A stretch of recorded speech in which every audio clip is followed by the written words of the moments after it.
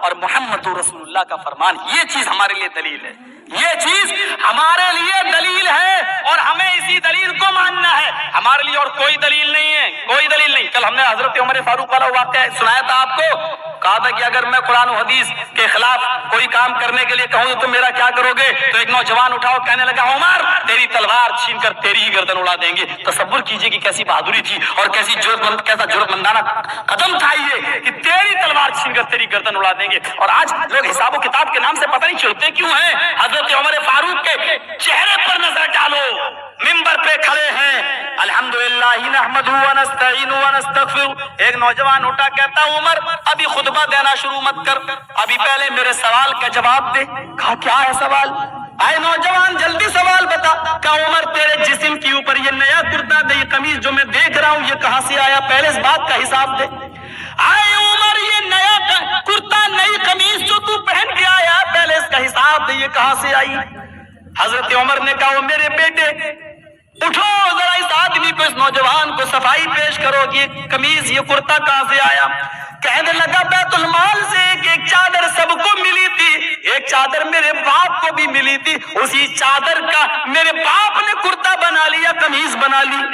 اے نوجوان دل کو سکون ملا تب تو میں خطبہ دوں، مطمئن نہیں ہوا تو محمد صلی اللہ علیہ وسلم کے منبر پہ قدم رکھنے کی عمر کو جرأت نہیں، بتا دل مطمئن ہوا یا نہیں؟ کہنے لگا نہیں اے عمر ابھی میرا دل مطمئن نہیں ہوا، کیونکہ ایک چادر تو مجھے بھی ملی، ایک چادر تمہیں بھی ملی، جب ایک چادر میں میرا کرتا میری قمیض نہیں بنی، تو سب سے زیادہ لمبا، سب سے زیادہ چوڑا، سب سے زیادہ تو کشادہ ہے، تیرا ایک چادر میں قمیض کرتا کیسے بن گیا؟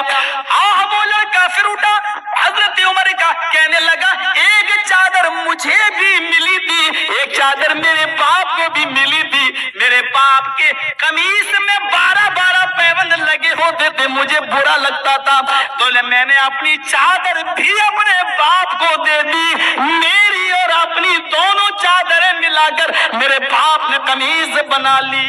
نوجوان بیٹھ گیا، کہتا عمر میرا دل مطمئن ہو گیا، میرے دل کو سکون مل گیا۔ عمر فاروق نے اسی منبر پہ کھڑے ہو کر اس کے لیے دعا دی، اللہ ایسے نوجوان جب تک رہیں گے عمر مسلمانوں کی امانت میں خیانت نہیں کر سکتا، عمر مسلمانوں کی امانت میں خیانت نہیں کر پائے گا۔ یہ لڑکا ہم کو بہت سرزمین پر اس طریقے کے کام نہیں ہوتے تھے، وہاں پر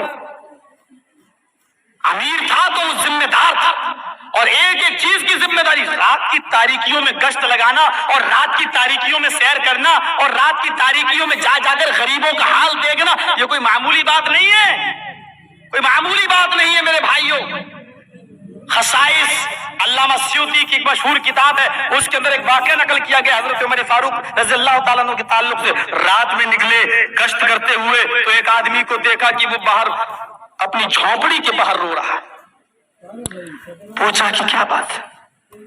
تو کہتا ہے چل جا، میری مصیبت جو مجھ پر گری ہے تو کیا جانے۔